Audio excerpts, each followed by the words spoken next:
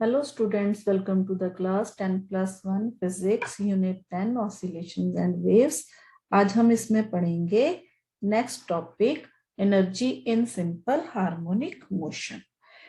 तो a particle executing simple harmonic motion possesses kinetic energy and potential energy।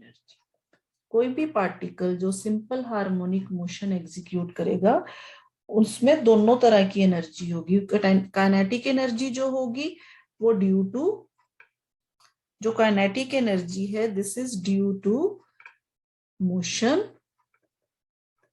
और जो potential energy है it is due to displacement. Displacement कहां से? From the mean position, from the mean position.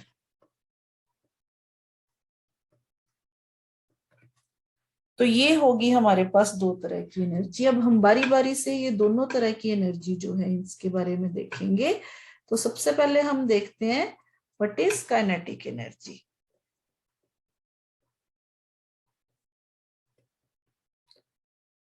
If v is the velocity of the particle executing simple harmonic motion when it is y displaced, y distance displaced, यानी कि जब इसकी displacement mean position से y पे है तो इसकी kinetic energy क्या होगी? काइनेटिक एनर्जी जो होगी वो half m into velocity square. अब हमें पता है कि सिंपल हार्मोनिक मोशन में जो v है उसकी वैल्यू होती है omega r square minus y square. Here r is maximum displacement जिसको हम एम्पलीट्यूड बोलते हैं, और जो y है वो position at any instant, displacement at any instant. तो काइनेटिक एनर्जी जो हो जाएगी वो हमारे पास हाफ m, अगर हम v की वैल्यू यहां से इसमें पुट करेंगे तो ये आ जाएगा हमारे पास omega square r square minus y square. अब अगर आप इस इक्वेशन को ध्यान से देखो तो इस इक्वेशन में अगर y is equal to r यानी कि डिस्प्लेसमेंट जो है वो जब मैक्सिमम हो जाएगी तो ये जो टर्म है काइनेटिक एनर्जी ये क्या हो जाएगी हमारे पास? जीरो। काइनेटिक एनर्जी जो है वो जीरो हो जाएगी। यानी कि अगर हम देखें kinetic energy of the particle executing simple harmonic motion, it is periodic function of time. तो it is zero when the displacement is maximum and maximum when the displacement is या when particle is at mean position। तो mean position पे y क्या होगा? Zero. तो kinetic energy क्या हो जाएगी? अगर ये टर्म जीरो हो जाएगी तो kinetic energy will be maximum. तो ये हो गया हमारे पास kinetic energy executing for a particle executing simple harmonic motion. अब हम इसी तरह से पोटेंशियल एनर्जी की बात करेंगे। तो potential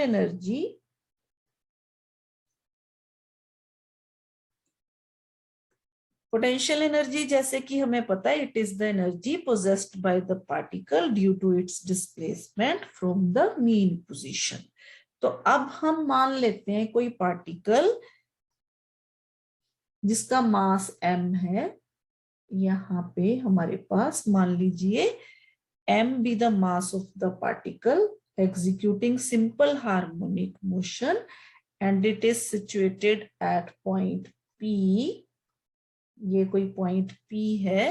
Suppose y be the displacement of the particle from its mean position। ये इसकी मीन पोजीशन है और ये इसकी डिस्प्लेसमेंट है, यानी कि OP is equal to y।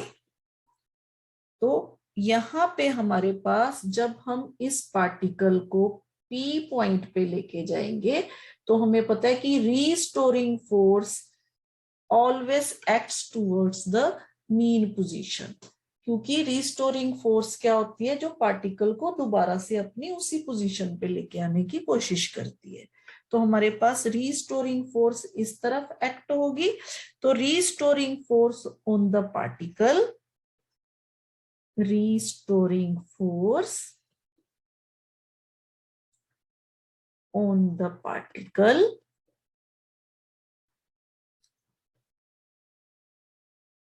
will be mass into acceleration, क्योंकि force is equal to mass into acceleration, mass into acceleration।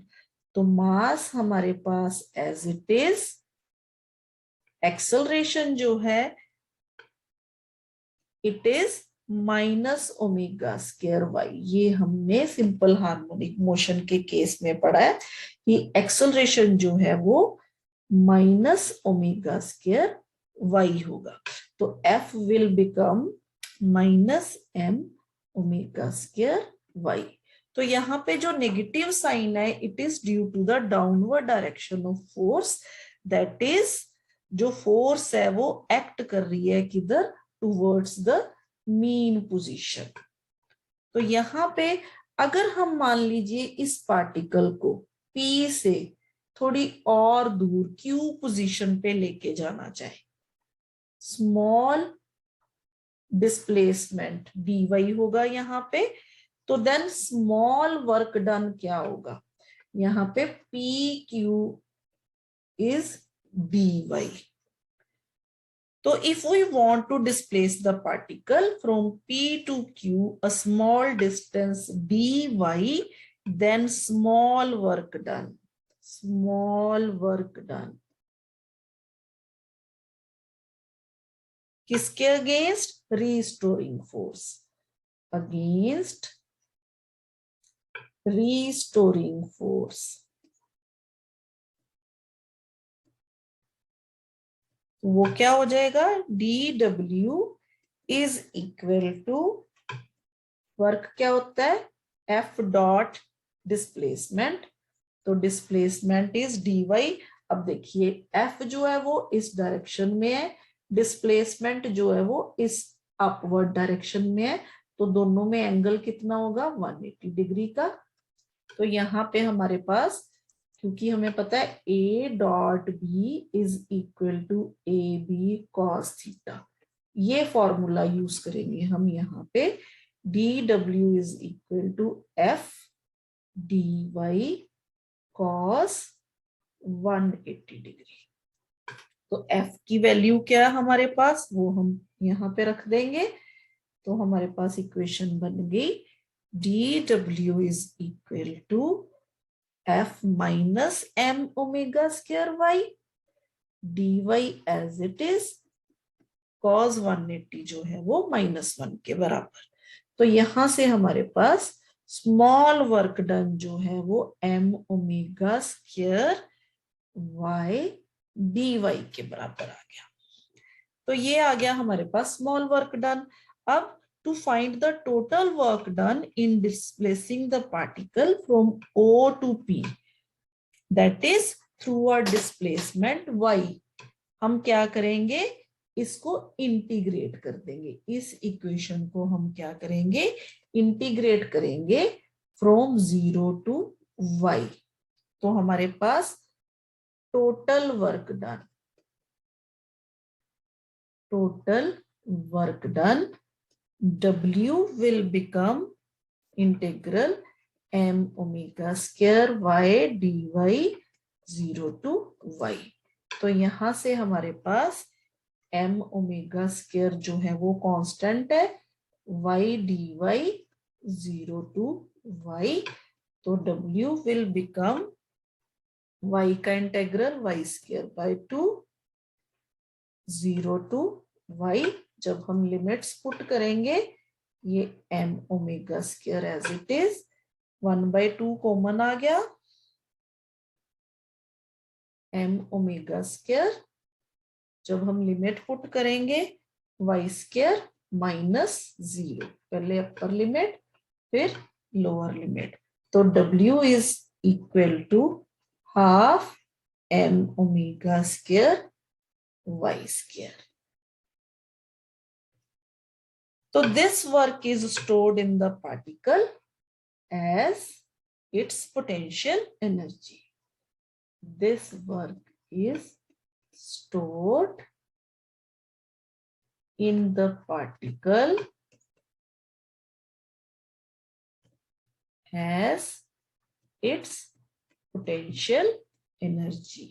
तो यहां से हमारे पास पोटेंशियल एनर्जी जो है वो आ गई half m omega square y square. अब यहां से भी अगर आप देखो, the potential energy of a particle executing simple harmonic motion is also periodic. क्यों? It is zero at the mean position. अगर y is equal to 0 तो potential energy will become 0 और एक्सट्रीम पोजीशन पे क्या होगा, ये मैक्सिमम हो जाएगा. अगर y is equal to r तो ये पोटेंशियल एनर्जी क्या हो जाएगी, मैक्सिमम हो जाएगी. तो it is also periodic function. अब हमारे पास टोटल एनर्जी कितनी हो गई, टोटल एनर्जी देखते हैं. नाउ टोटल एनर्जी,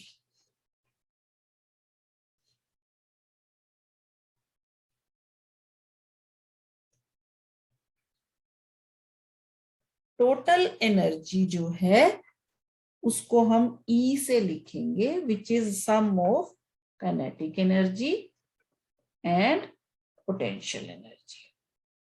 यानी कि E is equal to half m omega square r square minus y स्क्वायर प्लस पोटेंशियल एनर्जी की value half m omega square y square. जब हम इसको सॉल्व करेंगे ब्रैकेट खोल के तो half m omega square r square. तो it is total energy executing of a particle executing simple harmonic motion. अगर आप टोटल एनर्जी में देखो, टोटल एनर्जी में m भी कांस्टेंट है, ओमेगा भी कांस्टेंट है, r भी कांस्टेंट है. तो total mechanical energy of harmonic oscillator is independent of time. Total energy, ठीक है. तो स्पेशल केसेस अब हम डिस्कस कर लेते हैं. वैसे हमने डिस्कस कर ही लिए हैं साथ साथ. स्पेशल केसेस में सबसे पहले at mean position, at mean position यानी कि y इज इक्वल टू 0 जहां पे होगा. तो यहां पे अगर y 0 पुट करेंगे तो काइनेटिक एनर्जी जो है वो मैक्सिमम हो जाएगी. यहां पे अगर हम y is equal to 0 put करेंगे तो पोटेंशियल एनर्जी 0 हो जाएगी. तो at mean position kinetic energy will become half m omega square r square. ये आ गई. और पोटेंशियल एनर्जी किसके बराबर आ गई, 0 के बराबर. ये आ गया हमारे पास एट मीन पोजीशन. यानी कि मीन पोजीशन पे काइनेटिक एनर्जी मैक्सिमम और पोटेंशियल एनर्जी 0. इसी तरह से एक और केस डिस्कस कर लेते हैं. एट एक्सट्रीम पोजीशन,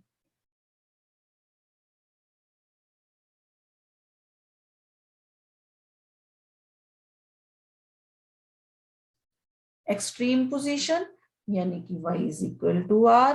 अब इसी इक्वेशन में अगर y is equal to r हो गया तो ये जो है काइनेटिक एनर्जी 0 हो जाएगी. और r is equal to y is equal to r हो गया तो पोटेंशियल एनर्जी जो है वो मैक्सिमम हो जाएगी. तो एट एक्सट्रीम पोजीशन जो काइनेटिक एनर्जी है वो 0 and potential energy is maximum. और अगर हम टोटल एनर्जी की बात करें तो टोटल एनर्जी जो है वो कांस्टेंट होगी, एक्सट्रीम पोजीशन पे भी, मीन पोजीशन पे भी. क्योंकि जो अगर हम ये वाली बात करें मीन पोजीशन पे तो हमने कहा कि काइनेटिक एनर्जी 0 है और पोटेंशियल एनर्जी मैक्सिमम है. तो E will become half m omega square y square. इसी तरह से एक्सट्रीम पोजीशन पे बात कर लेते हैं. y is equal to r, तो यहां से kinetic energy half m omega square r square minus r square 0, और पोटेंशियल एनर्जी क्या हो जाएगी, हाफ m omega square r square which is maximum. तो टोटल एनर्जी यहाँ पे 0 plus half m omega square r square, जितनी टोटल एनर्जी एक्सट्रीम पोजीशन पे सेम उतनी एनर्जी जो है वो मीन पोजीशन पे होगी।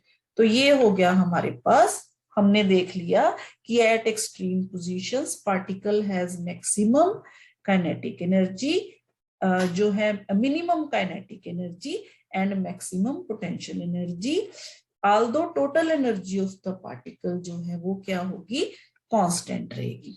अब अगर हम variation of kinetic energy and potential energy with displacement और इसकी बात करें, तो ये हमारे पास ग्राफ हम डिस्कस करेंगे। ये देखिए, ये जो ग्राफ है हमारे पास, ये डिस्प्लेसमेंट के साथ है।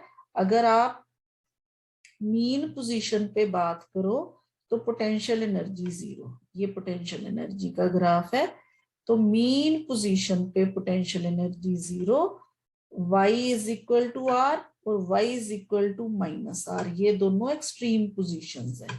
तो यहाँ पे अगर आप देखोगे पोटेंशियल एनर्जी इज मैक्सिमम, ये दोनों तरफ से। इसी तरह अगर आप काइनेटिक एनर्जी कर्व की बात करो, ये ग्रीन वाला पोर्शन काइनेटिक एनर्जी, यहाँ पे y इज इक्वल टू 0 पे काइनेटिक एनर्जी मैक्सिमम, और y एक्सट्रीम पोजीशन पे काइनेटिक एनर्जी है जो वो मिनिमम है। अगर आप टोटल मैकेनिकल एनर्जी का अगर आप टाइम के साथ देखो, तो ये देखो, अगर आप देखोगे यहाँ पे, जैसे मान लीजिए यहाँ पे हमारे पास पेंडुलम है, ये इसकी मीन पोजीशन है at time t is equal to 0, मान लीजिए ये पोजीशन है इसकी।